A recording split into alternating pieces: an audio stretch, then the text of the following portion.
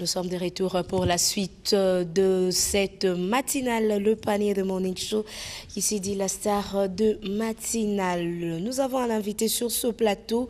Avec lui, nous allons parler de beaucoup de choses, mais on va rester dans ces contextes brillés et éclairés. Telle est la devise de cette activité. Bonjour, monsieur François Xavier. Bonjour Sandra. J'ai dit votre nom, présentez-vous en long et en large, comme ça on va mieux vous connaître. Voilà, je suis François Xavier Kabemba, pasteur, je suis cadre d'entreprise, je travaille depuis un peu plus de 15 ans dans le secteur de la distribution et je me suis aussi spécialisé dans le domaine de passation de marchés publics et d'accompagnement d'entreprise. Et à côté, vous êtes également, je ne sais pas s'il faut dire motivateur ou prédicateur, vous avez une activité intitulée Professional Importation Meeting. Voilà, Professional Impartation Meeting est une activité que nous avons pensée à partir d'un gap que nous avons remarqué dans l'Église.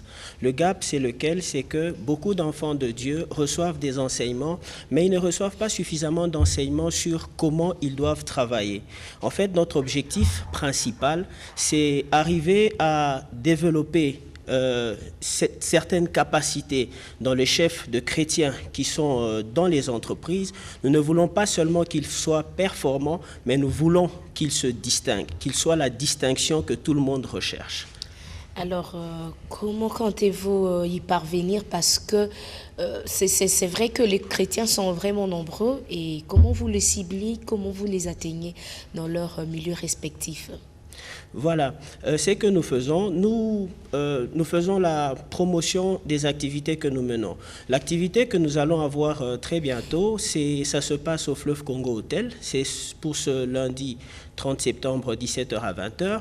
Et nous avons publié cela à travers les réseaux sociaux. Il y a beaucoup de gens qui se sont déjà enregistrés. Et je crois que même ce matin, déjà, nous n'aurons plus de place parce que ça affiche vraiment plein. Et nous ne sommes pas qu'avec des personnes qui viennent de l'église que nous fréquentons. Nous avons des gens qui viennent de différentes églises qui nous accompagnent dans l'organisation de cette activité. Quelles sont les activités que vous organisez au cours de ces réunions? Voilà, comment ça se passe? Je vous explique plus ou moins le déroulement. Il y a un panel composé de 3-4 experts qui vont s'entretenir autour d'un sujet. Et le sujet que nous avons pris pour cette fois-ci, c'est 3 mois pour des progrès évidents. Nous pensons qu'il est possible pour chaque personne qui se donne à son travail d'arriver à des progrès et ces progrès doivent être évidents. D'où nous tirons ce texte, c'est dans le conseil que Paul donne à Timothée. Il dit à Timothée, occupe-toi de ces choses, donne-toi totalement à elles, afin que tes progrès soient évidents aux yeux de tous. Il y a des gens qui disent progresser, qui disent avancer, mais leurs progrès peuvent être contestables. Paul parle des progrès qui ne sont pas contestables, des progrès qui seront évidents aux yeux de tous. Et le Paul qui donne conseil à son fils Timothée, c'est ce Paul-là qui a dit, par la grâce de Dieu, je suis ce que je suis. Par la grâce de Dieu, je suis ce que je suis. Et sa grâce envers moi n'a pas été vaine. Loin de là, j'ai travaillé plus que eux tous. Vous voyez, il parle de la grâce de Dieu et il dit, j'ai travaillé plus que eux tous pour que cette grâce ne soit pas vaine. Et nous prenons comme cheval de bataille aider les chrétiens à être des travailleurs. Travailler, c'est bien, mais comment travailler pour arriver à des résultats incontestables? C'est cela que nous allons partager ce jour-là. Revenons un peu sur vos objectifs. Vous avez dit apprendre aux chrétiens à être performants jusqu'à se distinguer en milieu professionnel. C'est vrai que les chrétiens, on le rencontre un peu partout. À quel moment vous les apprenez à la performance? Est-ce qu'il faut seulement attendre le moment où vous organisez la grande réunion ou à chaque fois qu'ils travaillent, vous intervenez pour les apprendre à être performants? Voilà, dans nos grandes réunions, nous donnons quelques lignes de conduite. Et après, nous gardons toujours les coordonnées de ces personnes. Et celles qui sont dans le même secteur d'activité, nous pouvons les amener soit à collaborer, soit alors à développer certaines pratiques qui permettraient à ce qu'ils puissent émuler et réussir dans leur domaine. Voilà. Et parlant de cette activité, vous êtes à votre 5e édition. Est-ce que les 4 éditions précédentes ont porté leurs fruits pour vous pousser à organiser une 5e, ou vous tentez encore pour voir si ça pourra marcher cette fois? Voilà, les 2 premières éditions, nous les avons organisées dans une petite salle à Linguala. C'est une église dans laquelle que nous étions en train de conduire. Les 2 activités suivantes se sont déroulées également dans l'église à ma campagne. Et celle-ci, c'est la 5e activité. Nous avons quitté tous ces endroits pour venir à un endroit qui est beaucoup plus grand, qui offre beaucoup plus de confort et qui offre également beaucoup plus de visibilité. En fait, nous voulons amener les chrétiens dans un cadre qui est comme celui de leur propre travail. Et nous voulons, à cet endroit-là, les aider à avancer davantage.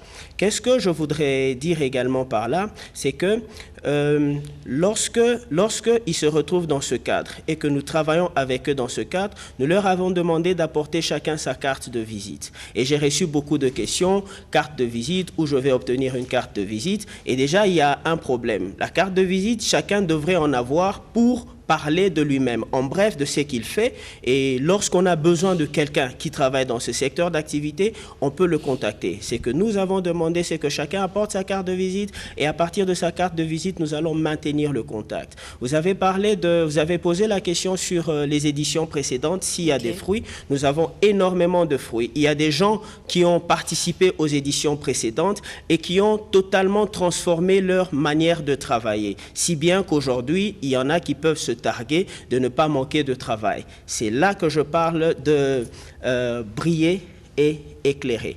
Jésus a dit, nous sommes une ville située sur une montagne, on ne peut la cacher. Nous sommes une lumière qu'on allume. Lorsqu'on allume une lumière, on la pose sur la table. On ne la pose pas sous la table. On la pose sur la table pour qu'elle puisse éclairer. Et lorsque nous sommes enfants de Dieu et que nous avons cru dans le Seigneur, nous devons produire des résultats en milieu professionnel qui indiquent que nous ne sommes pas seuls, nous sommes avec Dieu. Mais Dieu aime les gens qui travaillent et qui travaillent durement. Ce sont ces gens-là qui arrivent à produire des grands résultats. Vous parlez au cours de vos réunions? Vous parlez de la Bible, vous évoquez la parole de Dieu, ou soit vous restez dans le cadre purement professionnel. Mais si c'est seulement le cadre professionnel, vu qu'il y a plusieurs chrétiens dans plusieurs domaines, il y a une diversité. Comment vous faites? C'est là que la Bible est un livre merveilleux. Je crois que c'est le plus beau de tous les livres. Lorsque nous parcourons les Écritures, nous nous rendons compte qu'il y a beaucoup de personnages dans la Bible qui se sont montrés extrêmement performants dans l'exercice de leur métier. Je vous donne un exemple simple. Je vais aller dans la vie de Jacob parce que la vie de Joseph, tout le monde connaît, celle de Daniel, tout le monde connaît. Je vais dans la vie de Jacob. L'un des panels que nous avons parlera de l'adaptation et de l'intégration. Il y a des gens qui ne savent pas comment s'adapter aux changements qu'il y a dans leur environnement ou comment s'adapter au style de travail qu'il y a dans leur service ou avec leur supérieur hiérarchique ou ceux qui sont en dessous d'eux. Et lorsqu'on voit Jacob qui est allé vers la maison de Laban, Jacob a posé un acte qui a fait qu'il soit intégré et qu'il soit accepté. La Bible dit que Jacob a logé pendant 1 mois dans la maison de Laban. Pourquoi? Parce qu'il a été utile à quelque chose. Il y a des enfants de Dieu qui ne savent pas que pour s'adapter dans le milieu dans lequel ils sont, ils doivent être utiles à quelque chose. Ceux qui sont inutiles, il n'y a personne qui en prend soin. Ceux qui sont utiles à quelque chose, on en prend soin et on leur donne de l'espace pour qu'ils puissent s'exprimer. C'est l'une des choses dont on parlera. Le même Jacob, c'est quelqu'un qui savait ce qu'on appelle aujourd'hui l'innovation ou la créativité. Il est arrivé dans un milieu où les gens avaient une certaine manière de faire avec les brebis qu'ils avaient. Qu'est-ce que les bergers faisaient? Le matin, ils amenaient les brebis paître et quand ils terminaient peut-être vers 10h, 11h, ils revenaient et ils s'asseyaient en train de discuter et d'attendre jusqu'au soir quand tous les autres arriveront pour qu'ils puissent les abreuver. Mais Jacob, quand il est arrivé, il a constaté que ces gens perdaient beaucoup de temps à ne rien faire, alors que leur temps, ils pouvaient juste accorder aux brebis de s'abreuver et de rentrer le faire paître une nouvelle fois. C'est qui allait faire des brebis qui soient beaucoup plus grasses et qui puissent se multiplier davantage. Et donc, ce sont ce genre d'enseignement que nous donnons aux chrétiens, parce qu'aujourd'hui également, un chrétien qui est en milieu professionnel, il peut faire comme tout le monde, il ne se distinguera pas. Il faut qu'il trouve une idée brillante, il faut qu'il trouve une solution innovante pour qu'il puisse se distinguer et se qualifier au milieu de tous ceux qui sont là. Moi qui vous parle, je suis en milieu professionnel depuis plus de 15 ans, comme j'ai dit, et ce sont les choses que j'applique. Mais ces choses, je les ai découvertes dans la Bible avant de les lire ailleurs. Et donc, la Bible contient énormément d'enseignements qui concernent le milieu professionnel. Beaucoup d'enseignements qui concernent les milieux professionnels. C'est vrai que dans ces milieux, on ne trouve pas que des chrétiens. Il y a également de non-chrétiens. Et face à cela, il y a beaucoup plus de tentations, beaucoup plus d'obstacles pour les chrétiens. Et s'ils ne résistent pas, ils préfèrent aller à autre chose. Vous ne remarquez pas que vous allez perdre de plus en plus des âmes dignes de servir en même temps l'Éternel et leur entreprise. Voilà.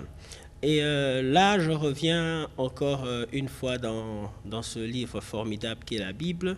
Je vous dirai par exemple que Joseph n'a pas travaillé avec les gens qui partageaient sa foi. Il a travaillé dans un milieu hostile. Il a travaillé dans un milieu où les gens avaient des dieux qui n'avaient rien à faire avec le Dieu d'Israël, son père. Mais Joseph, dans ce milieu, s'est distingué. Il a trouvé sa place et Joseph a été compté parmi les grands de son pays, du pays dans lequel il était en Égypte. Je parlerai de Daniel. Daniel a travaillé au milieu de magiciens, au milieu de sorciers, au milieu de ceux que nous appellerons aujourd'hui des grands occultistes. Mais pourquoi il avait cette position élevée? C'est parce que Daniel savait lier à la fois la dimension spirituelle et la dimension professionnelle. Et ça fait partie des choses que nous devons enseigner aux chrétiens et que nous enseignons aux chrétiens. J'entends des gens dire mon chef ne m'aime pas parce que c'est un sorcier, parce que c'est un occultiste. Ça, c'est une excuse débile. Je m'excuse. C'est une excuse des gens qui n'ont pas lu suffisamment leur Bible. Moi, quand je lis ma Bible, je vois des hommes qui ont travaillé au milieu d'environnements spirituels hostiles, mais qui se sont distingués. Moi-même, je n'ai pas toujours travaillé avec des chrétiens. J'ai travaillé avec des gens qui ne partageaient pas ma foi ou qui poussaient les gens à renier ma foi ou même qui n'étaient pas contents du fait que je sois là. Mais pourquoi ils n'ont jamais pu me renverser? Simplement parce que mon travail parle en ma faveur et ma spiritualité parle en ma faveur. Donc, s'il y a des chrétiens qui disent aujourd'hui qu'ils ont des problèmes parce qu'on ne les aime pas, je dis que c'est eux qui ne connaissent pas suffisamment le Dieu qu'ils servent. Donc, les problèmes sur le plan professionnel, on en rencontrera toujours. De toutes les manières, même ceux qui disent servir le diable ou que nous, chrétiens, disons qu'ils servent le diable, ils ne s'entendent pas forcément toujours. Pourtant, ils sont là, ils arrivent à coexister dans les mêmes entreprises et ils arrivent aussi à avancer. Et il n'y a pas d'empêchement à ce qu'un chrétien travaille aux côtés de quelqu'un qui ne partage pas sa foi. Et les chrétiens sont juste appelés à réussir, à être les meilleurs jusqu'à ce que ce soit eux que l'on recherche. Nous vivons dans un environnement aujourd'hui, pasteur, où la réussite se conjugue par des efforts obscurs. Il suffit de réussir pour qu'on dise de vous à Simbi, à Mutamoto, à Mutakisi. Est-ce que vous connaissez des chrétiens qui ont réussi, qui ont excellé grâce à leur foi et à leur travail? Il y en a beaucoup. Mais malheureusement, lorsqu'un chrétien réussit, les autres chrétiens disent à Simbi Kissi.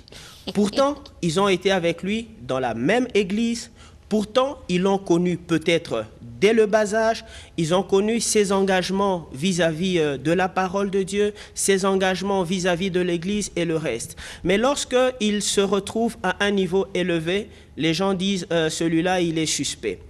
Je me pose la question, qu'est-ce que vous attendez de Dieu lorsque vous lui demandez de vous accorder une promotion ? Alors que lorsque les autres ont obtenu une promotion, ce que vous faites, c'est les critiquer, c'est mépriser, c'est insulter, c'est raconter toute la saleté qui entoure sa vie. Et ça, c'est...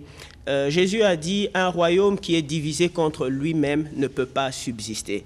Et les enfants de Dieu doivent apprendre à se soutenir plutôt qu'à se combattre, sinon ils ne pourront pas aller très loin. Et moi, j'encourage tout enfant de Dieu qui réussit, que les gens disent ce qu'ils veulent de sa vie. C'est que moi, je sais, c'est que Dieu est capable d'élever les gens. Si Dieu l'a élevé, gloire à Dieu. Le prochain sur la liste, c'est moi. Mais pourquoi il n'a pas d'amour en milieu de chrétiens, contrairement à d'autres religions? Parce qu'un chrétien qui voit un autre chrétien réussir va toujours empiéter sur sa réussite. Il dira de mal de lui. Il n'y a pas vraiment d'amour, d'unité en milieu de chrétiens par rapport à d'autres religions. Ça nous donne de la matière, à nous pasteurs, à nous motivateurs, à nous qui sommes des leaders dans l'Église comme dans les milieux que nous fréquentons. Nous devons apprendre aux gens à aimer son prochain. Jésus a dit, ce que tu ne veux pas qu'on te fasse, ne le fais pas à ton prochain. Par moments, il faut se mettre juste à la place de l'autre. Qu'est-ce que je ferais? Qu'est-ce que je voudrais que telle personne fasse pour moi si c'est moi qui suis élevé? Qu'est-ce que je voudrais que l'autre fasse pour moi? Il y a des combats inutiles, même entre enfants de Dieu en milieu professionnel. Vous savez, les gens qui viennent de la même loge, même s'ils ne sont pas, là je parle de ce que nous appelons au culte, même s'ils ne sont pas des mêmes cellules, mais qu'ils partagent leur même foi ténébreuse, ces gens-là ne se combattent pas, ils se soutiennent. Mais les enfants de Dieu, avec une bonne Bible, il y en a même qui ont des grosses Bibles comme ça, qui récitent des versets bibliques comme l'eau coule du robinet, lorsqu'ils doivent se soutenir, ils se combattent plutôt. Jésus a dit, comment saura-t-on que je viens de Dieu? C'est si vous manifestez de l'amour les uns vis-à-vis des autres. Et ça fait partie des choses que nous devons prêcher et enseigner à l'Église. À l'Église, nous avons appris aux gens à avoir peur les uns des autres, à faire de l'autre le sorcier de sa vie, à faire de l'autre la terreur de sa vie, à faire de l'autre celui qui veut le tirer vers le bas. Paul a dit, et là j'étais dans 1 Corinthiens 15, verset 10, « Je suis ce que je suis par la grâce de Dieu. » 1. Je suis ce que je suis par la grâce de Dieu. Je ne suis pas le résultat de ce que les sorciers ont fait dans ma vie. Je ne suis pas le résultat de ce que mes ennemis ont fait dans ma vie. Je ne suis pas le résultat de ce que mes parents ont fait dans ma vie. À un moment donné, il faut arrêter cette histoire de dire « mon père n'a pas fait ceci, ma mère n'a pas fait ceci, c'est le pasteur qui a fait cela, c'est mon grand-père qui a fait cela ». J'ai même vu une dame qui est venue me dire « pasteur, cet enfant à la sorcellerie, c'est l'enfant qui me bloque, un enfant de 3 ans ». Je lui ai dit « tu es ce que tu es par la grâce de Dieu ». Et Paul ajoute « la grâce de Dieu envers moi n'a pas été vaine. Loin de là, j'ai travaillé plus que eux tous. C'est que tu es, c'est le résultat de ton travail. Celui qui a foi en Dieu doit travailler de manière à démontrer sa foi en Dieu. Avoir foi en Dieu, ce n'est pas prier « Seigneur, je veux des résultats pour mon travail ». Avoir foi en Dieu, c'est prier de manière à produire des résultats.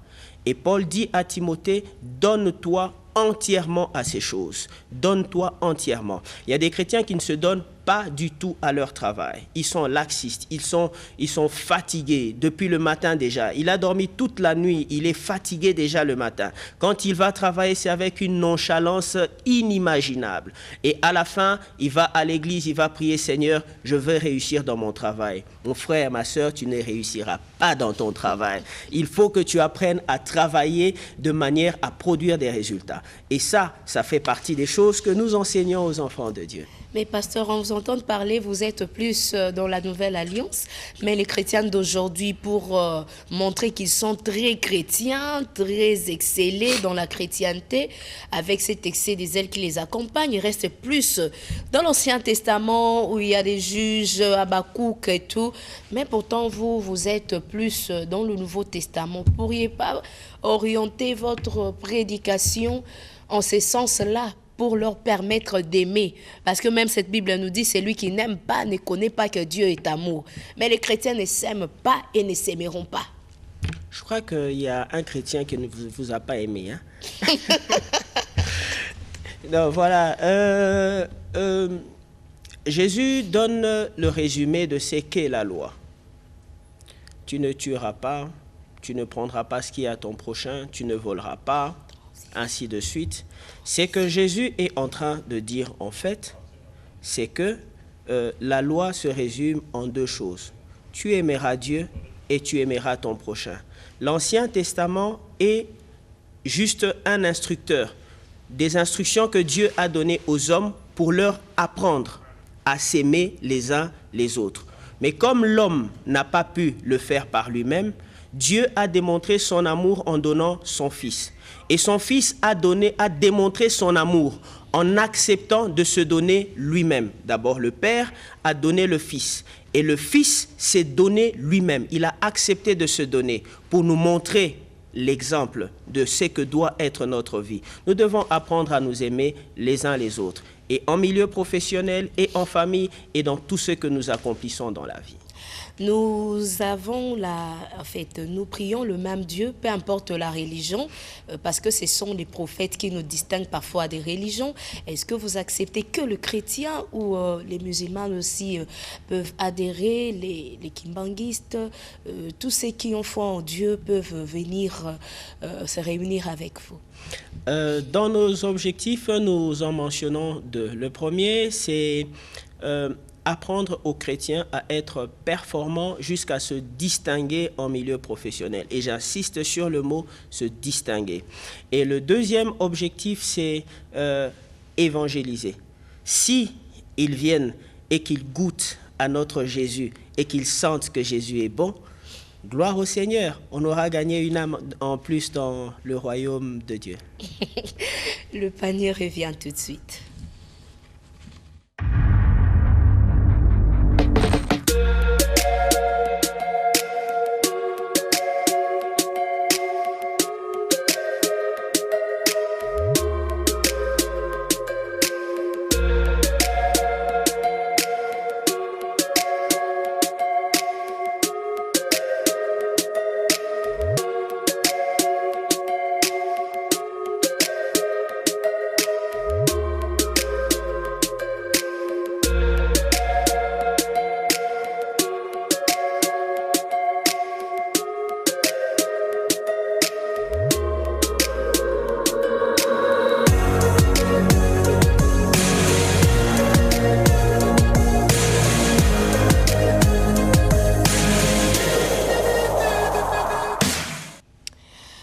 Vous êtes à votre 5e édition. Dans les 4 précédentes éditions, qu'est-ce qu'il y avait au fur et à mesure que vous êtes en train d'avancer? Est-ce que vous ajoutiez quelque chose dans chaque édition ou vous avez gardé le contexte comme tel?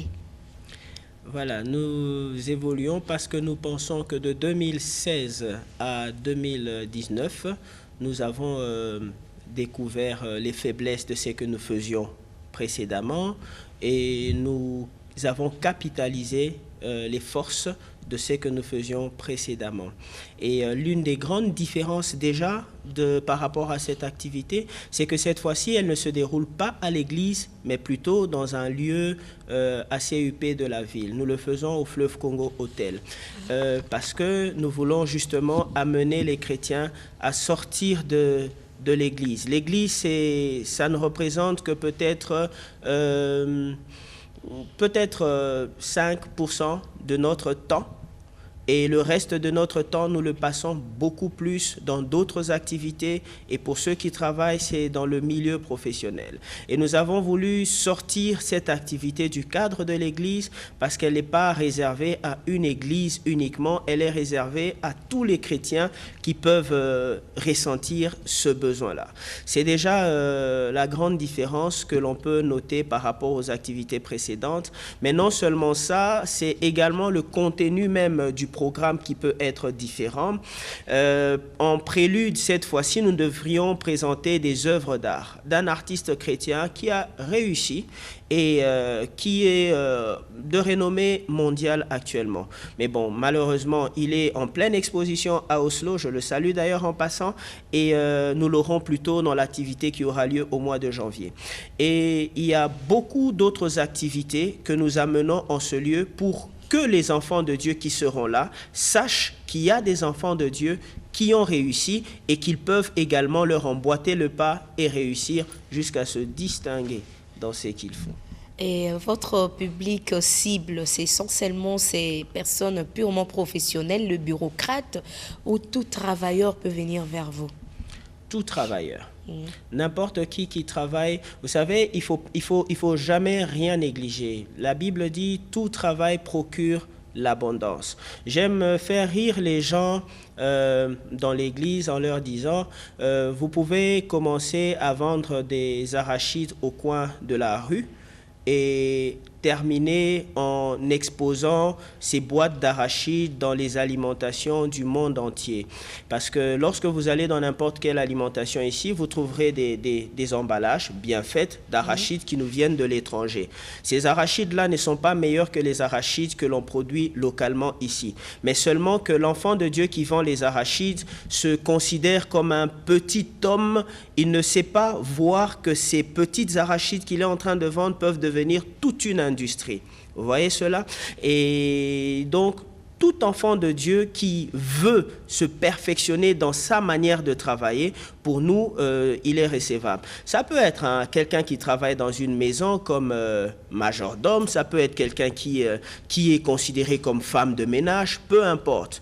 La Bible dit tant que la personne est encore vivante, il y a de l'espoir pour la personne. Et il ne faut jamais oublier qu'il faut avoir une certaine focalisation dans la vie. Et ça fait partie des panels que nous aurons. Il y a un de nos invités qui parlera de la focalisation et de la persévérance. Lorsque vous regardez dans la vie de Jacob, je reviens à l'école de Jacob, Jacob avait un objectif. Il voulait épouser une femme. Il a dit, je travaillerai 7 ans pour cette femme. Et lorsqu'il a vu en fait ce qui lui a été donné, ce n'est pas la femme qui lui a été donnée, c'était quelqu'un d'autre. Et il n'a pas oublié son objectif. Il a dit, il a persévéré. Il est resté se focaliser sur ce qu'était son objectif. Peu importe le temps que ça a pris, il a fini par obtenir ce qu'il voulait. Et les enfants de Dieu devraient apprendre que dans la vie, peu importe l'endroit où tu commences, il faut que tu aies une vision de ce que tu veux pour ta vie. Et si tu peux avoir une vision de ce que tu veux être demain, tu ne négligeras pas tes faibles commencements. Encore une fois, le grand maître Jésus, il nous enseigne qu'à celui qui a, on donnera encore. À celui qui n'en a pas, on ôtera même le peu qu'il croit avoir. Qu'est-ce que le Seigneur nous enseigne dans cette parabole? Il nous enseigne qu'il y a un maître qui a réuni ses serviteurs. Il leur a donné des talents. C'était de l'argent ou de l'or. Il a donné à l'un 5, à l'autre, il en a donné 3, à un autre, il a donné 1. La Bible dit, automatiquement, celui qui avait reçu les 5 talents est allé, a fait valoir les 5 talents et il en a gagné 5 autres. C'est cela l'état d'esprit d'un enfant de Dieu. Ces talents, ça peut être le talent ou ça peut être un don que tu as en toi, ça peut être n'importe quelle chose que tu possèdes. Qu'est-ce que nous faisons de ce que nous possédons? Ça peut être petit, mais ce n'est pas destiné à rester petit. On peut le multiplier, mais il faut savoir le faire valoir. Et cet aspect-là, faire valoir, c'est ça notre objectif. apprendre aux gens à faire valoir ce qu'ils ont réussi. Je ne considère pas que le plus grand, c'est celui qui est assis dans un bureau en ville. Celui qui est assis dans un bureau en ville peut être beaucoup plus pauvre que celui qui est en train de changer l'argent dans un coin de la rue. Parce que celui qui est en train de changer l'argent dans un coin de la rue, il a développé un réseau qui lui permet de gérer énormément de choses. Et on peut le mépriser en ne sachant pas qu'il brasse énormément d'argent et il embrasse beaucoup plus que les autres. Pourquoi les châteaux subsistent? Ça fait combien d'années que ça existe? Est-ce que vous pensez que les gens qui sont dans les bureaux sont forcément beaucoup mieux nantis ou sont beaucoup plus à l'aise dans la vie que ceux qui sont au château? Je ne pense pas. Je pense donc que cette activité, c'est pas seulement pour ceux qui sont dans les bureaux, c'est pour les domestiques aussi, parce que les domestiques peuvent devenir patrons, c'est pour les gens qui vendent dans la rue, c'est pour toute personne qui veut se développer dans ce qu'il accomplit comme activité. Un talent, il faut le faire valoir pour en gagner un autre. Et quand vous aurez gagné 5 autres talents, le maître viendra, il vous rajoutera un talent supplémentaire. Et quand il ajoutera un talent supplémentaire, vous en aurez 11. Et les 11 talents, vous allez encore les faire valoir. Et c'est cela que nous voulons avec les enfants de Dieu. Qu'est-ce qu'il n'y avait pas au cours d'autres éditions qu'on peut retrouver en 5e? La spécificité. Ça, je l'ai dit tout à l'heure, c'est le cadre déjà. Le cadre par lui-même, il parle et il parlera beaucoup. La deuxième chose, c'est que cette fois-ci, nous avons pris, parmi les gens que nous connaissons, des experts. Des gens qui ont réussi dans un domaine ou un autre domaine. Et ces experts, chacun tiendra un panel où il viendra parler, partager son expérience. Et son expérience, sa réussite, les difficultés qu'il a rencontrées et comment il est arrivé à sortir de ces difficultés. C'est des gens qui ont réussi dans leur domaine et qui ont quelque chose à donner aux enfants de Dieu. Je ne voudrais pas qu'il y ait que le pasteur qui vient donner de la matière, quoique le pasteur fasse partie également du monde professionnel et qui fait aussi très bien son travail. Et, mais oui, sinon je ne parlerai pas ainsi. Je dis dans mon domaine, soit je suis le meilleur, soit je fais partie des meilleurs. Et c'est incontestable. Voilà. Et donc, il y a tous ces experts qui vont partager leur expérience. Et on en a 3. Il y a un 4e dont on tait le nom pour l'instant, qui viendra également partager son expérience. Et j'ai dit, l'un parlera de la créativité et de l'innovation, comment proposer des solutions qui soient innovantes. Je me rappelle, je faisais un stage aux États-Unis en 2012 et durant mon stage, je me suis rendu compte que les Américains avaient des produits qui sortiraient peut-être dans 5 ans ou dans 10 ans, mais c'est des produits qui ont des spécificités qui n'existent pas sur le marché. Il faut toujours apporter quelque chose de nouveau si on veut se distinguer. Et si on n'a rien de nouveau à proposer, on va se fondre dans la masse et on sera tout le monde. C'est la raison pour laquelle il y a quelqu'un qui nous parlera de la créativité et de l'innovation. Peut-être que je ne suis pas autorisé à mentionner certains noms, donc je vais taire leurs noms, mais c'est vraiment quelqu'un qui sait de quoi il parle, quand il parle d'innover, quand il parle d'être créatif. Il y a plusieurs émissions qui passent à la télé, mais si le panier fait un succès, c'est parce qu'il y a un concept qui est derrière. Et ce concept a été imaginé un jour. Et c'est grâce à ce concept que vous êtes arrivé à être cette émission que les gens suivent. Et dans le milieu professionnel, ça reste la norme. Si vous voulez vous distinguer des autres, vous devez arriver à avoir une idée brillante. Pasteur François Xavier, nous sommes arrivés pratiquement à la fin. Rappelez-nous notre rendez-vous et l'invitation à tous les enfants chrétiens professionnels. Voilà, le rendez-vous c'est pour ce lundi 30 septembre, 17h à 20h au Fleuve Congo Hôtel. Il y a des gens qui ont souscrit pour leurs invitations. Ils auront leurs invitations par email ou par SMS parce qu'il y a des gens qui n'ont pas attaché leurs adresses email. Donc, ils auront les invitations déjà ce week-end, juste pour confirmer qu'ils ont été enregistrés. Mais le jour de l'activité, on n'a pas besoin d'une invitation physique. C'est juste leur carte de visite. C'est cela qu'ils vont présenter à l'entrée et leur nom sera déjà sur la liste des participants. Voilà. Est-ce que c'est limité par rapport à la salle ou cordial bienvenue à tout le monde? C'est la raison pour laquelle nous avons demandé aux gens de se préenregistrer.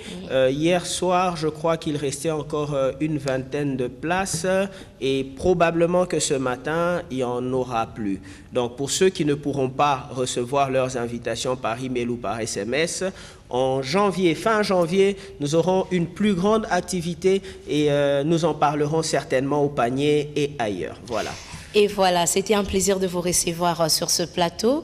Un moment de partage également, de motivation pour pouvoir nous permettre de perfectionner également notre travail aussi, parce que nous sommes aussi enfants de Dieu, hein, majorité la religion. Dieu seul, c'est lui que nous avons en commun. Merci à vous aussi d'avoir été de nôtres depuis 6 heures de ce matin. Nous sommes arrivés à la fin de cette émission. C'est grâce à cette équipe technique que vous nous avez reçus 5 sur 5 chez vous à la maison. Alain Galia, Discovery Pongoré, Dampoi, Francel Congolo, Laurine Boya, pourquoi pas. Nous vous disons merci. Le prochain rendez-vous, c'est pour demain à la même heure. Mais la suite, c'est le programme de la radio-télévision nationale congolaise. Au revoir.